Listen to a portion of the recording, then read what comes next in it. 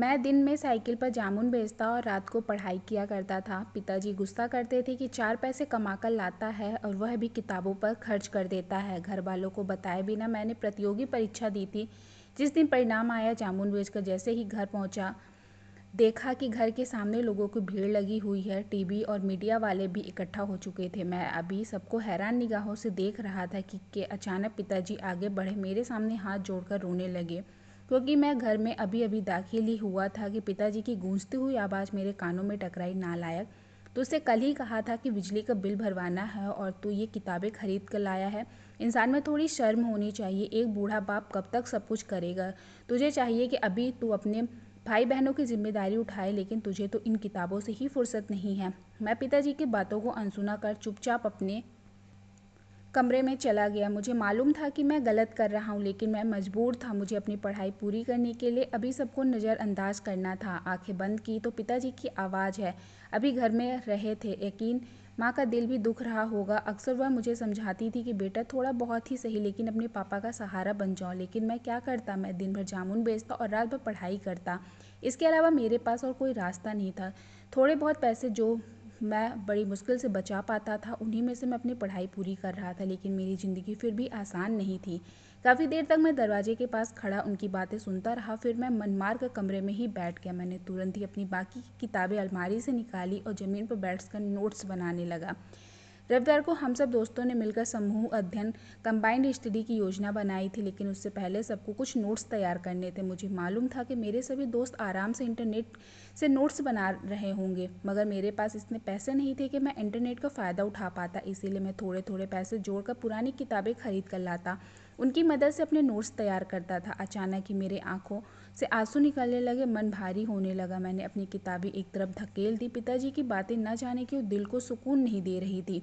मैं तुरंत खड़ा हुआ, अलमारी के ऊपरी हिस्से में रखा अपना एकमात्र गुल्लक उतारा और भगवान का नाम लेकर उसे तोड़ दिया। उसमें से करीब 800 रुपये निकले। मेरे जमा किए हुए पैसे इसी पैसे से मैं एक शर्ट खरीदने वाला था। मैं काफ़ी समय से यह पैसे जोड़ रहा था, मगर अभी मेरे परिवार को मेरी ज़रूरत है, इसीलिए मैं अपनी इच्छा खींच लिया। मैं पिताजी के कमरे में गया। वो अभी भी चिंतित बैठे थे। मैं उनके पास जाकर बैठ गया। उन्हें देखते हुए कहा, मैं जानता हूँ कि मैं आपको बहुत परेशान करता हूँ, लेकिन मेरी भी कुछ मजबूरियाँ हैं। मैं सारा दिन आपके खातिर काम करता हूँ, घर का चूल्हा जलवाता हूँ, मगर थोड़ा बहुत तो मेरा भी हक बनता है। अभी मैं कुछ और कह ही रहा था कि वह बोल पड़े, अपनी यह मनहूस शकल लेकर यहाँ से दफ़ा हो जा। तेरे लिए माँ बाप भाई बहन कोई मायने नहीं रखते हैं। कोई एहसान नहीं कर रहा है इस घर का चूल्हा जलाकर। मैंने भी तुझे खुद भूखा रहकर पाला है और अभी तक पाल रहा हूँ। जामुन बेचकर तू क्या कमा लेता है? इस तरह की बातें कर रहे थे। मैंने गहरी सांस लेकर उसे हवा के हवाले कर दिया। मैंने उनसे बदतमीजी नहीं करना चाहता था और ना ही मुझसे इतनी हिम्मत या साहस था। मैंने अपनी मुट्ठी में दबाए हुए पैसे पिताजी के सिरहाने पर रख दिया। उन्हें देखते हुए कहा, यह कुछ पैसे मैंने अपने सर्ट के लिए जमा किए थे, आप फिलहाल इनसे बिजली का बिल भरवा दीजिए, यह ज़्यादा ज़रूरी है। कहकर मैं रुका नहीं और सीधे अपने कमरे में चला आया। पीछे से अभी भी वह मुझे आवाज़ें दे रहे थे, वो भी मुझे कोस रहे थे। हाँ हाँ, अभी तू हम पर एहसान जता रहे हो कि अपने शर्ट के पैसे हमें दे रहे हो। नहीं चाहिए, तुम्हारी ये 2 कौड़ी के पैसे वापस ले जाओ। मैंने तब तक अपने कमरे का दरवाज़ा बंद कर लिया था। बड़ा होना भी किसी इंसान के लिए बहुत बड़ी पीड़ा होती है। कोई भी बड़ी संतान का दर्द नहीं समझता। वह कितनी दुखी तकलीफ़ों से गुजर रहा है, वह कुछ सह रहे हैं। काफ़ी देर तक मैं ज़मीन पर बैठा रहा, इस बारे में सोचता रहा और फिर सिर झटक अपनी किताबें की ओर बढ़ गया। जितना भी मैं अपने परिवार के लिए करता, इस समय कम ही था। मुझे अभी भी और मेहनत करनी थी ताकि मैं अपने परिवार को वह सारी सुविधाएं दे सकूं जिनके वो हकदार थे। काफ़ी देर तक मैंने नोट्स बनाने की कोशिश की, लेकिन आज दिमाग बिल्कुल भी काम नहीं कर रहा था। दर्द इतना ज़्यादा था कि मैं अपने शब्दों से बयान नहीं कर सकता था। मैंने अपनी सारी किताबें बंद कर वापस रख दी और बिस्तर पर लेट गया। आंखों में आंसू न जाने क्यों बहने लगे। गरीबी इंसान को तोड़ देती है और आज यह गरीबी मेरे सीने में किसी खंजर की तरह चुभ रही थी। पूरी रात रोते रोते ही बीत गई। मैं अपनी तकलीफ किसी को बताता नहीं था, ना किसी के सामने आंसू बहाता था, मगर यह मुझे खा जाने को दौड़ती थी। लगभग सुबह 4 बजे मैंने गहरी सांस लेकर अपने अंदर उठती उस बेचैनी को शांत किया और वॉशरूम में जाकर स्नान किया। थोड़ी देर बाद सुबह का राम नाम की आवाज़ शुरू हो गई। मैं तुरंत बाहर गया और पूजा पाठ पूरी होते ही मैं प्रार्थना के लिए खड़ा हो गया। मैंने अपने दोनों हाथ प्रार्थना के लिए उठाए और प्रभु से मुखावित होकर कहा, जहनों के मालिक, मेरे प्यारे परमेश्वर, मेरे पास कुछ नहीं है। पालनहार, तू सब जानता है कि मेरा दिल कैसा है, मैं अपने परिवार के लिए कितना निष्ठावान हूँ। हे ईश्वर, अब सब दिलों में मेरे लिए दया उत्पन्न कर और मेरी ज़िंदगी को सरल बना। मेरी रोजी रोटी में वृद्धि कर, मुझे इस कठिन समय से राहत प्रदान कर। भगवान, मैं सफल होना चाहता हूँ, मैं अपनी परीक्षाओं में पास होना चाहता हूँ। बस बस तू कृपा कर दे। मैं केवल तेरे कृपा का मोहताज हूँ। मैं काफ़ी देर तक भगवान की चटाई पर प्रार्थना की चटाई पर बैठा रहा और अपने ईश्वर से प्रार्थना करता रहा। कई बार मेरे मन में यह सवाल भी उठ रहा था कि भगवान मेरे साथ ही ऐसा क्यों करते हैं। मैं हर किसी के लिए कुछ न कुछ करने की कोशिश करता हूँ, मगर बदले में मुझे वो प्रेम क्यों नहीं मिलता। मगर मैंने यह शब्द कभी अपने मुंह से नहीं निकाले। ओठों पर एक ही बात थी, मेरे अस्तित्व का धन्यवाद। तूने बहुत कुछ दिया है, बस अभी कृपा कर अपनी दृष्टि मुझे दयालु कर दे। काफ़ी देर तक प्रार्थना पर बैठने के बाद मैंने भगवान का नाम लेकर एक बार फिर अपनी किताबें निकाली।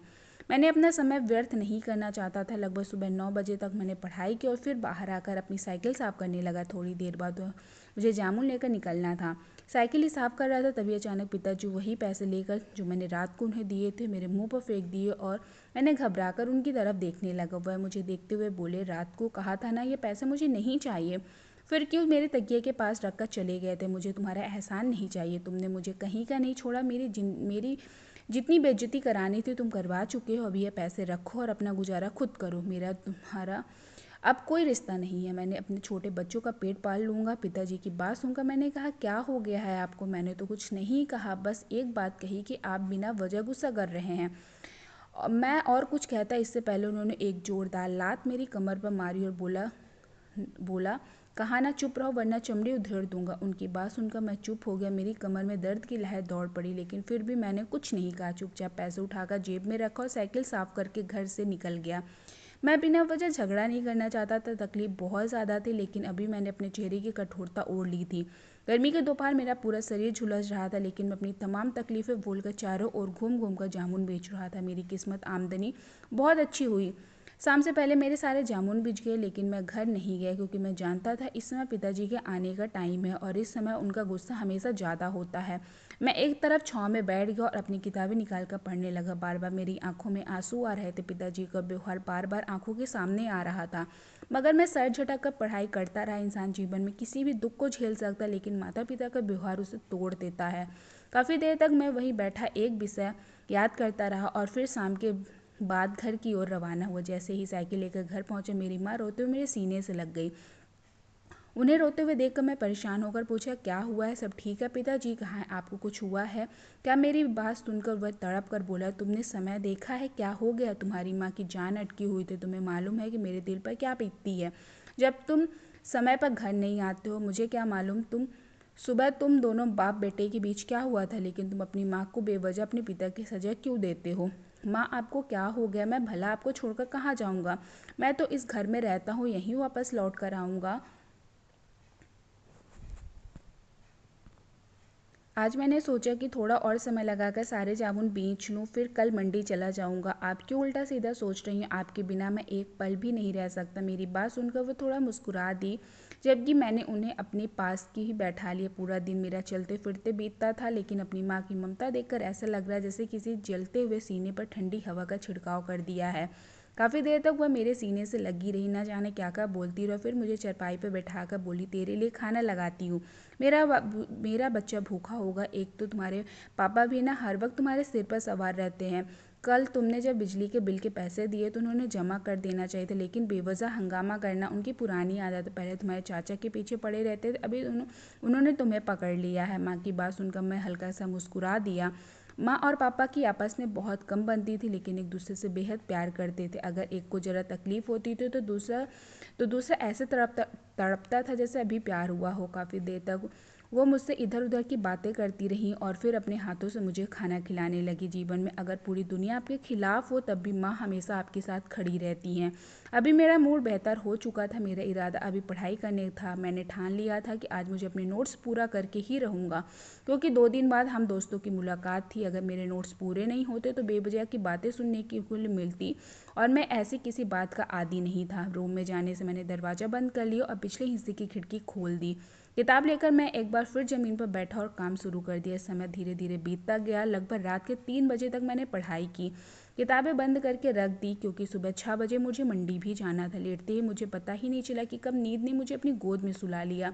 मुझे कुछ भी एहसास नहीं हुआ। मेरी आँखें माँ की पुकार के बाद खुली। मैं तुरंत उठ गया। जब घड़ी की ओर देखा तो मेरे तोते उड़ गए थे, क्योंकि घड़ी में 7 बज रहे थे। इस समय तो मुझे मंडी में होना चाहिए था। मैं जल्दी जल्दी मुंह हाथ धोकर बाहर गया। माँ नाश्ता तैयार कर रही थी, मगर मेरे पास इतना समय नहीं था कि मैं नाश्ता करता। माँ से कहा, मैं सीधे मंडी के लिए रवाना हो गया। करीब आधा घंटा साइकिल चलाने के बाद मैं मंडी पहुंचा। मुझे वहां पहुंचने में काफ़ी देर हो चुकी थी, इसलिए अच्छे जामुन पहले ही बिक चुके थे। मैंने भी दिल पर पत्थर रखकर थोड़े बहुत खरीद लिए और तय किया कि अभी कल आकर वापस ले जाऊंगा, क्योंकि इस समय उन्हें ले जाकर बेचने का मतलब उन्हें खराबी करना। मेरी वापसी लगभग 9 बजे के आसपास हुई। मुझे बहुत अफसोस हो रहा था, क्योंकि मेरा सारा समय निकल गया था। साइकिल लेकर मैं तुरंत बेचने के लिए निकल पड़ा। माँ ने एक बार फिर नाश्ता करने की हिदायत दी, लेकिन समय की कमी के चलते मैंने उसे टालना ही बेहतर समझा। गलियों में से निकलते हुए बहुत से लोगों ने मुझसे शिकायत करना शुरू कर दिया। वो कब से मेरा इंतजार कर रहे थे। मैं जामुन पर विशेष नमक का छिड़काव करता था, जिसे स्कूल के बच्चे सुबह सुबह मजे से खाते मेरे जामुन स्कूल जाते थे। आज देर होने की वजह से मेरा काफ़ी नुकसान हो गया, क्योंकि बच्चे स्कूल जा चुके थे। थोड़े बहुत ही जामुन बेच पाए। मैंने तुरंत अपनी साइकिल एक स्कूल के सामने खड़ी कर दी। मैं यही इच्छा थी कि छुट्टी के बाद बच्चे जामुन खरीद लेंगे, और मैं अपने मन के ईश्वर से प्रार्थना की। थोड़ी देर बाद स्कूल की छुट्टी हो गई, लेकिन कुछ भी जामुन बच्चों ने खरीदे। बाकी बच्चे चले गए। पूरा दिन मेरे लिए कुछ अजीब ही रहा। बिल्कुल भी अच्छी कमाई नहीं हुई, लेकिन मैंने फिर भी कोई शिकायत नहीं की। इसमें भी ईश्वर की कोई ना कोई मंशा ज़रूर होगी।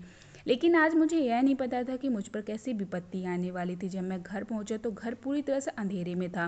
बिजली ना होने की वजह से पिताजी बहुत गुस्से थे। घर में कदम रखते उनकी तेज आवाज़ मेरे कानों से टकराई। उन्होंने कहा, कितनी बार कहा है कि बिजली का बिल भरवा दो, लेकिन नहीं लगता है।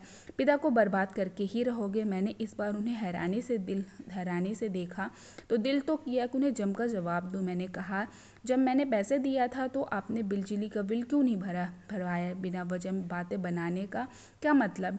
लेकिन फिलहाल मैं चुपचाप बिल उठाया, दुकान की ओर बढ़ा और बिल जमा करने के बाद जब मैं लौटा तो पिताजी बिजली मिस्त्री से तार जुड़वा रहे थे, जो लाइनमैन लोग काट कर चले गए थे। मैंने तुरंत ही संयम रखते हुए माँ को देखा और कहा कि मुझे भूख लगी है। सुबह से कुछ नहीं खाया, बस 2-3 जामुन ही खाए हैं। आप खाना दे दीजिए। सुनकर माँ बेचैन हो गई। बोली, सुबह से कुछ नहीं खाया, बस 2-3 जामुन ही खाया है, आप खाना दीजिए। यह सुनकर माँ बेचैन हो गई और बोली, तुम्हें कितनी बार रोका था, लेकिन तुम्हें मेरी बात समझ ही नहीं आती है। माँ की तो तुम्हें कोई परवाह ही नहीं है। उनकी बात सुनकर मैं हल्का सा मुस्कुरा दिया। उन्हें देखते हुए बोला, आपकी तो परवाह है माँ, इस घर में क्या करूँ, ऐसा मुमकिन ही नहीं है। इतना कहकर मैं कमरे में चला गया। पीछे से पिताजी की आवाज़ आ रही थी, लेकिन अभी मन शांत था। रात भर मैंने मन लगाकर पढ़ाई की। अगले दिन समय पर मंडी जाकर जामुन खरीद लाया, ताकि आगे परेशान ना होना पड़े। अगले सुबह पिताजी की खड़ी खोटी किताबें उठाकर, कहाँ जा रही है, साइकिल लेकर निकलो। लेकिन आज मैं किसी की बात नहीं सुन सकता था, क्योंकि इस संयुक्त अध्ययन का मतलब था बहुत कुछ सीखना। जो चीज़ें जो अमीर बच्चे ट्यूशन में सीखते हैं, मैं उसकी मदद ले सकता था, और इतना बड़ा मौका मैं हाथ से नहीं जाने देना चाहता था। अगर मेरे पास पैसे होते तो मैं कभी संयुक्त अध्ययन में ना जाता, बल्कि अपने काम पर ही लगा रहता। लेकिन अभी मुझे अपना समय इस काम के में लगाना ही था। जब मैं अपने दोस्त के घर पहुंचा तो सबने मुझे बराबरी की इज्जत दी। किसी ने मुझे गरीब कहकर नहीं भगाया। बेशक वो सभी अमीर थे, लेकिन सब में इंसानियत थी। वो मुझे नीचा नहीं समझते थे। हमने काफ़ी देर तक पढ़ाई की। मैं दोपहर लगभग 3 बजे घर लौटा। घर पहुंचते पिताजी की गालियां देनी शुरू कर दी। कहाँ आवारागर्दी करने चले गए थे? तुम्हें घर की कोई चिंता नहीं? कितने लोग दरवाजे पर आकर चले गए? क्या आज जामुन बेचने वाला नहीं आया? किस तरह की बात बिगड़ जाती है। लेकिन मैं कुछ नहीं कहा। एक पल के लिए मैं विचार आया कि पिताजी को बता दूं कि मेरा क्या इरादा है, मैं कहाँ आ रहा हूँ। लेकिन मैं जानता था उन्हें बताना अपने पैर पर कुल्हाड़ी मारने जैसा होगा, इसलिए मैं चुप ही रहा। मैंने अभी चुप रहना ही समझ लिया था। कुछ कहने से सिर्फ इंसान की इज्जत कम होती, इसलिए मैंने खामोशी में जीवन बिताने का संकल्प ले लिया। समय बहुत तेजी से बीत रहा था। पिताजी अभी चुपचाप रहने लगे तो वह मुझसे ज़्यादा बातें नहीं करते थे, क्योंकि अभी मैं समय से पैसे भी दिया करता था और अपनी पढ़ाई के लिए अलग बचा भी लेता था। यह तो ईश्वर का लाख लाख शुक्र है कि मुझे छात्रवृत्ति मिल गई थी। अगर छात्रवृत्ति नहीं मिलती तो शायद मैं अपनी पढ़ाई पूरी नहीं कर पाता था और प्रतियोगी परीक्षा में भाग नहीं ले पाता। मैं सिविल सेवा परीक्षा देना चाहता था, लेकिन इसके लिए गहन पढ़ाई की ज़रूरत है। 1 महीने बाद मेरी परीक्षा थी। अभी प्रतियोगिता का कठिन हो गई थी। कंबाइंड स्टडी अभी खत्म हो चुका था। हम एक साथ मिलकर पढ़ते थे, लेकिन अभी वह सिलसिला भी ठंडा पड़ गया था। मुझे अभी काफ़ी टेंशन होने लगी थी, क्योंकि उस साझा अध्ययन से मुझे बहुत कुछ मदद मिल जाती थी। मेरे पास इतने पैसे नहीं थे कि महंगी ट्यूशन ले सकूं। मेरे दोस्त ट्यूशन लेते थे, उनकी मदद से मुझे अच्छे नोट्स मिल जाते थे और बहुत कुछ समझने को मिल जाता था। मेरे चेहरे की चिंता देखकर मेरी माँ मेरे पास आकर बैठी।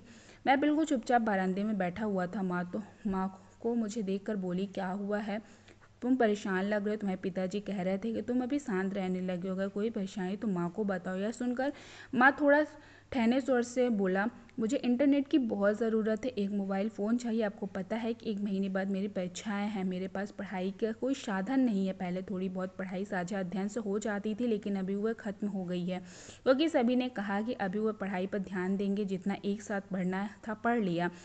माँ, अगर मैं आईएएस की परीक्षा में सफल हो गया तो आपको पता नहीं कि मैं कितना आगे बढ़ जाऊंगा। बात सुनकर माँ ने मेरी ओर देखते हुए पूछा कि एक मोबाइल फ़ोन के लिए कितने पैसे लगते हैं। मैंने धीरे स्वर से कहा, थोड़ा बहुत ठीक ठाक पुराना फ़ोन के लिए 1,000 कम कम में नहीं आता है। मेरे पास इतने पैसे नहीं है। मैं तो कल के लिए जामुन भी खरीद कर लाया हूँ, अभी उन्हें बेचूंगा तभी नए जामुन ला पाऊंगा। मेरी बात सुनकर माँ ने मुझे देखकर कहा, तुम परीक्षा में पास हो जाओगे तो तुम्हें एक अच्छी खासी नौकरी मिल जाएगी, तो क्या तुम मुझे मेरे पैसे लौटा दोगे। उनकी बात सुनकर मैं हैरानी से उनकी ओर देखने लगा। अचानक उन्होंने अपना बटुआ निकाला और मुझे 10,000 रुपये दे दिए। बोली, आज ही मेरी समिति खुली है, मैंने ये पैसे तुम्हारे पिताजी से छुप कर जमा किए थे, लेकिन अभी यह तुम रख लो, एक अच्छा मोबाइल फ़ोन खरीद लो। यह बात किसी को मत बताना, खासकर अपने पिताजी को बिल्कुल नहीं। मोबाइल फ़ोन को छुप कर इस्तेमाल करना, रात को पढ़ाई करना, मेरी भी यह बहुत बड़ी इच्छा है कि मेरा बेटा आगे बढ़े। मैं तुम्हें जामुन बेचते हुए नहीं देखना चाहती।